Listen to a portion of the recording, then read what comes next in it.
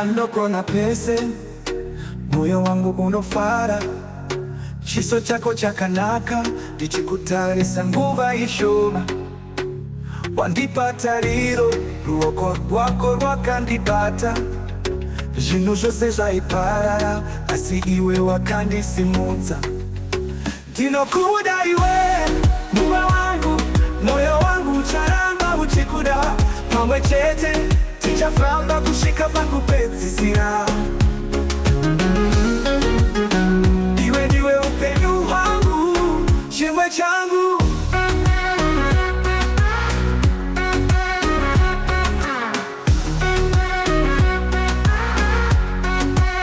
Kuseka kwako kunodadisa, mhepo inozorodza. Maitiro ako akandipa upenyu, ndiri kudenga. Ndinokupa rudo rangu, handina chido chevamwe.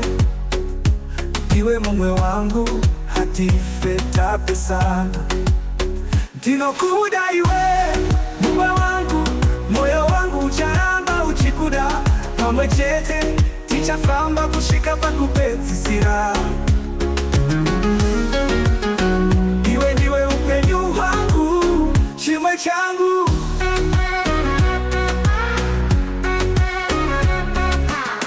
Tichifamba tiri vavi, tichifara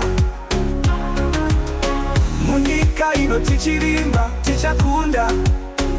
Miyedzo yese ndirikuda iwe chete, mume wangu, rudo wangu ndiwe. Ndinokuda iwe, mume wangu, moyo wangu ucharamba uchikuda. Pamwe chete tichafamba kusvika pakupedzisira. Iwe ndiwe upenyu hwangu, chimwe changu.